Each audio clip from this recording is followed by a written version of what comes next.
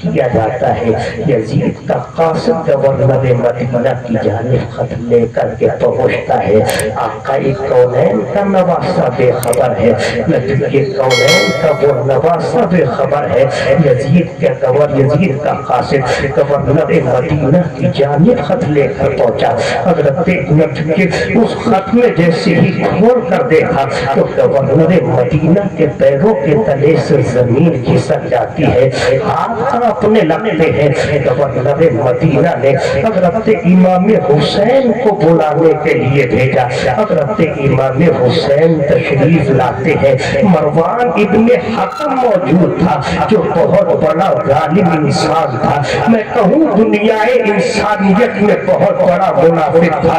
وہ انسان وہاں پر موجود تھا، اس انسان نے بھی خط کا مضمون سنا ہے۔ حضرت امام حسین گورنر ہاؤس میں داخل ہو جاتے ہیں۔ حضرت امام حسین فرماتے ہیں اے گورنر مدینہ، تم نے مجھے کیوں یاد کیا ہے؟ تم نے مجھے کیوں بلایا ہے؟ کیوں تم نے مجھے یاد کیا ہے؟ گورنر مدینہ بول نہ سکے۔ گورنر مدینہ نے یزید کا خط لیا ہے، بارگاہ حسین نے پیش کر دیا ہے۔ آقا حسین نے خط پڑھا ہے، مصطفیٰ جان رحمت کے نواسے کو جلال آ گیا۔ آقا کونین کے بیٹے کو جلال آتا ہے۔ آنے کے بعد آقا کونین کا بیٹا کہتا ہے اے گورنر مدینہ، یزید کی جانب لکھ کر کے بھیج دینا کہ حسین ہرگز یزید کی بیعت نہیں کرے گا۔ مروان ابن حکم نے کہا تھا اے حسین، اگر تم یزید کی بیعت نہیں کرو گے تو تمہیں اپنے بیٹوں سے ہاتھ دھونا پڑے گا، تمہیں اپنے گھر والوں سے ہاتھ دھونا پڑے گا، تمہیں قاسم کی جوانی کو لٹانا پڑے گا، تمہیں بھائی عباس کے بازوؤں کو کٹانا پڑے گا، تمہیں بھانجے محمد کو شہید کرانا پڑے گا۔ امام حسین کو جلال آتا ہے۔ آقا حسین فرماتے ہیں اے لوگوں، اے گورنر مدینہ، مروان ابن حکم سے کہہ دے یزید کا بچپنا میں نے دیکھا ہے، یزید کی جوانی میں دیکھ رہا ہوں، میں نے یہ دیکھا ہے۔ حسین فرماتے ہیں یزید کو شراب پیتے ہوئے میں نے دیکھا، یزید کو جوا کھیلتے ہوئے میں نے دیکھا۔ ارے یزید وہ ناپاک انسان ہے، اس نے حلال کو حرام کر دیا، حرام کو حلال کر دیا ہے، اس نے حرام کو حلال کر دیا ہے۔ آقا حسین فرماتے ہیں اے مروان ابن حکم سن لے، حسین اپنے بھائیوں کو قربان کر دے گا، حسین اپنے بھتیجوں کو قربان کر دے گا، حسین اپنے بھانجوں کو قربان کر دے گا، حسین اپنے بیٹوں کو قربان کر دے گا، حسین اپنے گھر والوں کو قربان کر دے گا۔ اے مروان ابن حکم سن لے، ارے حسین ایک یزید کے ایک ناپاک ہاتھ میں ہاتھ دے دے، حسین اپنا ہاتھ دے دے کے شریعت کا سودا نہیں کرے گا، شریعت کا بیچے گا نہیں۔ حضرت امام حسین نے جب اتنا فرمایا، مروان ابن حکم نے کہا تھا اے گورنر مدینہ، موقع ہے حسین کو مار دیا جائے، موقع ہے حسین کی گردن اڑا دی جائے، موقع ہے حسین کو قتل کر دیا جائے۔ حضرت امام حسین نے جلالی تیور کو اختیار کرتے ہیں۔ آقا حسین گورنر ہاؤس سے نکلتے ہیں، نکلنے کے بعد آقا حسین اپنے گھر جاتے ہیں، اپنے خاندان کے لوگوں کو جمع کیا تھا، جمع کرنے کے بعد پورا معاملہ پیش کر دیا ہے۔ آپ فرماتے ہیں تمہاری کیا رائے ہے؟ تمام لوگ کہتے ہیں اے حسین جس میں تمہاری رائے ہے اس میں ہماری رائے ہے، جو آپ کا فرمان ہے آپ کے فرمان پر عمل کیا جائے گا، آپ کے حکم پر عمل کر دیا جائے گا۔ حضرت امام حسین نے اتنا فرمایا، آقا حسین فرماتے ہیں اے میرے گھر کے لوگوں اپنا سامان پیک کر لو۔ تمام لوگوں نے سامان کو پیک کر لیا ہے۔ اب آقا حسین اپنے نانا کے مزار پاک پر جاتے ہیں۔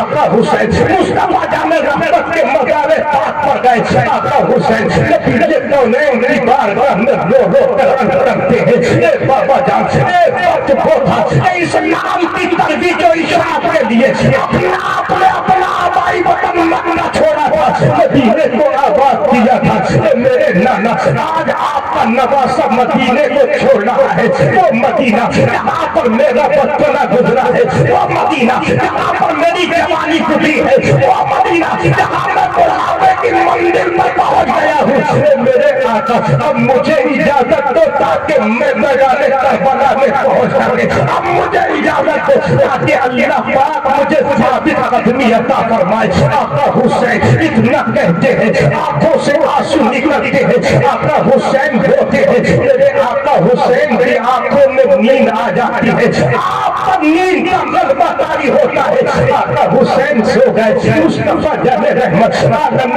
خواب میں تشریف لے کر کے آتے ہیں حضرت حسین کے سر کو اپنی لام پر رکھتے ہیں رکھنے کے بعد آقا حسین کبھی حضرت مصطفیٰ جان رحمت کبھی حضرت حسین کی پیشانی کو چھوڑتے ہیں کبھی آقا حضرت حسین کے گالوں کو چھوڑتے ہیں کبھی آقا حضرت حسین کی گردن کو چھوڑتے ہیں کبھی آقا حضرت حسین کے ہاتھوں کو چھوڑتے ہیں آقا نے جیسے ہی چھوڑا مصطفیٰ جان رحمت نے اپنے بیٹے کے لیے دعائیں پڑھتی ہے میرا آقا حسین اٹھتا ہے اٹھنے کے بعد مصطفیٰ جان رحمت کا وہ بیٹا اپنی ماں کی قبر انور پر جاتا ہے وہاں پر آپ نے اجازت دی ہے اپنے خاندان کے لوگوں سے کہتے ہیں لوگوں چلو اب مدینہ چھوڑنے کا وقت آ گیا ہے آقا حسین مدینہ چلے ہیں مدینے سے رخصت ہوتے ہیں مکہ المکرمہ پہنچے مکہ المکرمہ میں داخل ہوتے ہیں اب خطوط آنا شروع ہو جاتے ہیں کوفیوں نے آج بھیجنا شروع کر دیے ہیں آقا حسین کی بارگاہ میں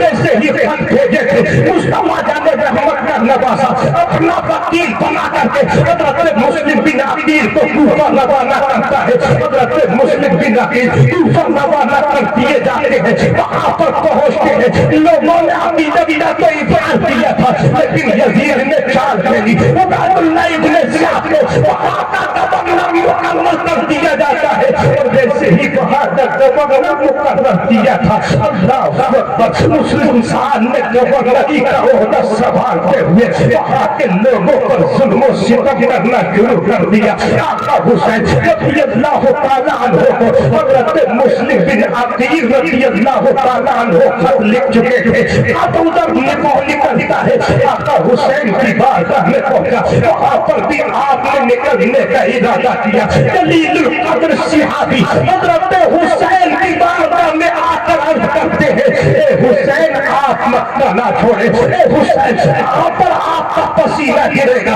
ہم وہاں پر اپنا خون بہانے کے لیے تیار ہے اے میرے آقا حسین ہرگز آپ مکہ نہ چھوڑے لیکن میرے آقا حسین نے 8 ذی الحجہ کو حج کا مہینہ چھوڑنے کے لیے تیار ہو جاتے ہیں 8 ذی الحجہ کو نکلنے کے بعد ابھی آپ مکہ سے نکلے ہی تھے کہ حاکم مکہ عمرو بن سعید نے اپنا ایک فوجی دستہ بھیجا تھا اور کہا تھا اے میرے فوجی دستے اے یحییٰ بن سعید چلو جانے کے بعد تم حسین کو روکو اگر حسین نہ روکے جنرل روکنا یحییٰ بن سعید ایک ہزار فوجی دستے کو لے کر کے نکلتا ہے حضرت حسین کو پاتا ہے حضرت حسین سے کہتا ہے اے حسین آگے نہ بڑھو اے حسین پیچھے ہٹ جاؤ حضرت امام حسین نے کہا تھا اے یحییٰ بن سعید سن لے ارے حسین جب نکل گیا ہے تو حسین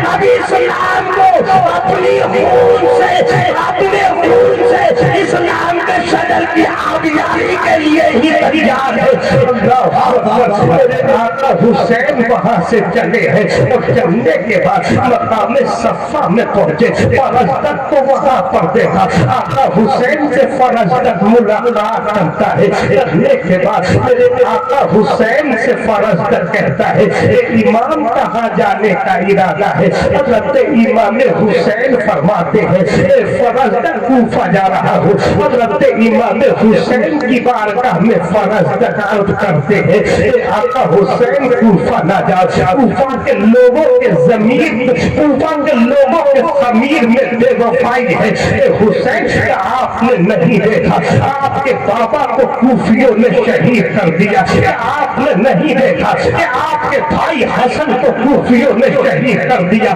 اللہ اکبر۔ حضرت امام حسین جب اتنا سنتے ہیں میرے آقا حسین فرماتے ہیں اے فرزدق بتا تو کوفے کے حالات کیسے ہیں۔ حضرت فرزدق نے امام کی بارگاہ میں کوفے کے حالات بتائے تھے۔ آقا حسین کی بارگاہ میں عرض کرتے ہیں اے آقا حسین حضرت مسلم بن عقیل کو شہید کر دیا گیا ہے۔ اے آقا حسین وہاں کے لوگوں کے دل اگرچہ آپ کے ساتھ ہے لیکن آقا حسین ان کی تلواریں یزیدیوں کے ساتھ ہے۔ اللہ اکبر۔ میرے آقا حسین جب اتنا سنتے ہیں اپنا سفر جاری رکھتے ہیں اور جیسے ہی آگے بڑھتے ہیں مقام حاجر میں پہنچے۔ مقام حاجر میں پہنچنے کے بعد حضرت قیس تو ایک خط لکھتے ہیں اور کہتے ہیں جاؤ کوفہ والوں سے کہہ دینا کہ حسین ابن علی کوفہ کی جانب آ رہے ہیں۔ اللہ اکبر۔ ادھر جیسے ہی حضرت قیس حضرت امام حسین کا خط لے کر کے چلے مقام قادسیہ میں یزیدیوں کے لشکر یزیدیوں کے سپاہیوں نے حضرت قیس کو گرفتار کر کے گورنر کوفہ کے گورنر ہاؤس میں بھیج دیا ہے۔ اللہ اکبر۔ ادھر قیس گرفتار ہوتے ہیں اور گورنر ہاؤس میں جب داخل کر دیے جاتے ہیں تو آقا حسین کا وہ قاصد جیسے ہی عبید اللہ ابن زیاد کے سامنے آتا ہے عبید اللہ ابن زیاد نے کہا تھا اے قیس ابن مسلم اگر تم اپنی زندگی چاہتے ہو اگر تم چاہتے ہو کہ تم دنیا میں زندہ رہو اگر تم چاہتے ہو تمہاری بیوی بیوہ نہ ہو اگر تم چاہتے ہو تمہارے بچے یتیم نہ ہو اگر تم چاہتے ہو کہ تمہارے ماں باپ کے سہارا نہ ہو اے قیس ابن مسلم اس گورنر ہاؤس کی چھت پر چلو اور لوگوں کے سامنے حسین ابن علی کو گالیاں دینا شروع کر دو حسین ابن علی کو برا بھلا کہنا شروع کر دو۔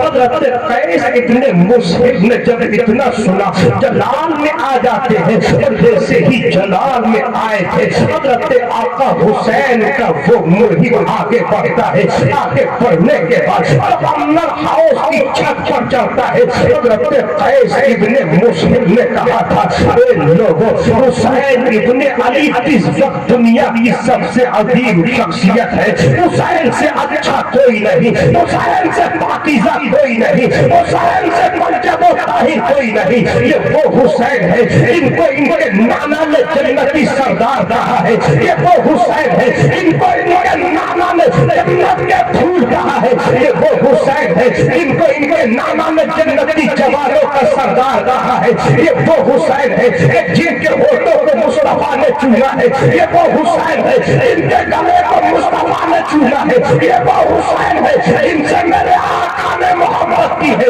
آقا حسین کی تعریف کر رہے تھے اب آپ جلال میں آ جاتے ہیں اب یزید کی برائی کرنے لگے عبید اللہ ابن زیاد کے برائی کرنے لگتے ہیں عبید اللہ ابن زیاد کو جلال آ گیا عبید اللہ ابن زیاد نے بھٹا دیا تھا وہ مرنے کا اندر نیچے آیا تھا علماء پڑھ کر کے شہید ہو گیا وہ عاشق بول رہا ارے اپنے مہمان میرے مرکز پر گوھر باری کرے عشق درشانے کریمی نام برداشت آقا نعرہ تکبیر نعرہ رسالت نعرہ غوثیہ شہید اعظم کانفرنس مفتی عاصم القادری صاحب کھلا ماشاءاللہ مقام حاجز سے اب حسین چلے مقام ضرور میں پہنچے اور مقام ضرور میں حضرت امام حسین نے دیکھا ایک کنواں ہے اس کنویں کے گرد گرد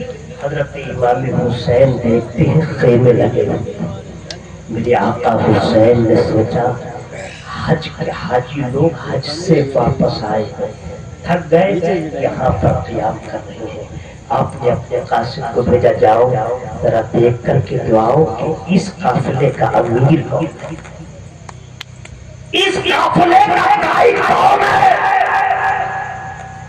حضرت امام حسین کا قاصد چلنے لگا تو حسین فرماتی ہے جو اس کا قائد ہو اس سے کہنا کہ حسین ابن علی نے تجھے بلایا.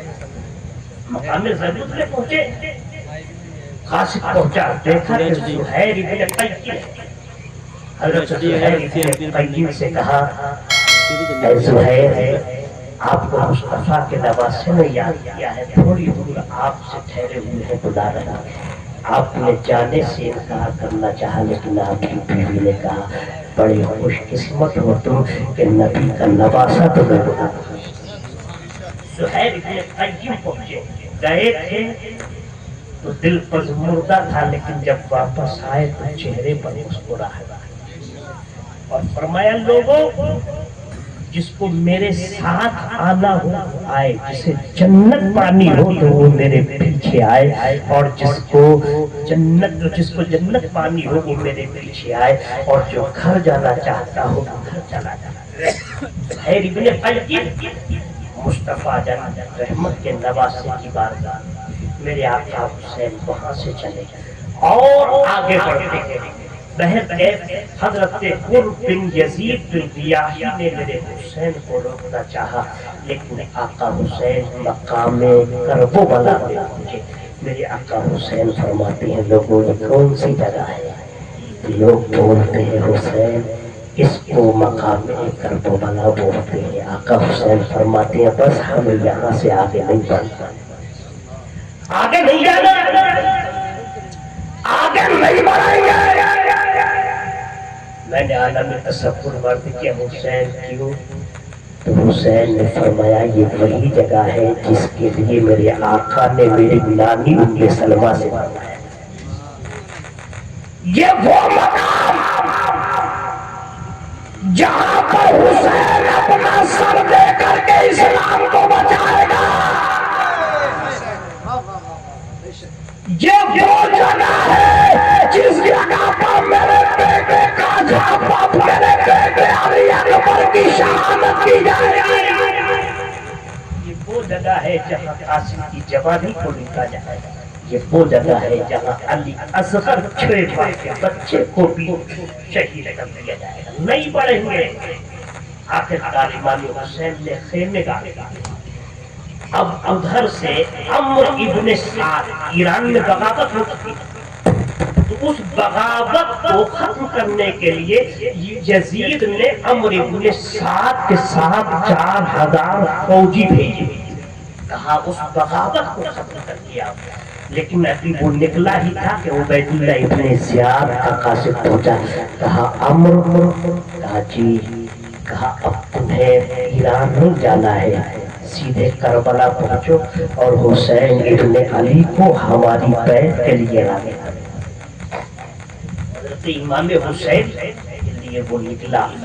2 محرم کو حسین پہنچے، وہ بھی پہنچا. آخر کار مصالحت کی بات ہوتی رہی لیکن بات نہیں بنی. ادھر کمک پر کمک آتی رہی، فوجی دستے آتے رہے، تیروں تیور اور تلواروں سے لیس ہو کر کے آتے رہے، اور ادھر صرف 72 جان رہا. یزید اتنا ڈرپوک تھا کہ وہ 36 ملکوں سے اپنی مدد کے لیے کہہ رہا تھا کہ اے لوگوں تم ہماری مدد کرو. لیکن ایک حسین تھا جو چراغ جلا کر بجھا کر کے لوگوں سے کہہ رہا تھا اے میرے غلاموں جس کو جانا ہے وہ چلا جائے، اس کی شفاعت میں کرے گا. ایک حسین نے 36 ملکوں کو جواب دے کر کے ان کا منہ بند کر دیا.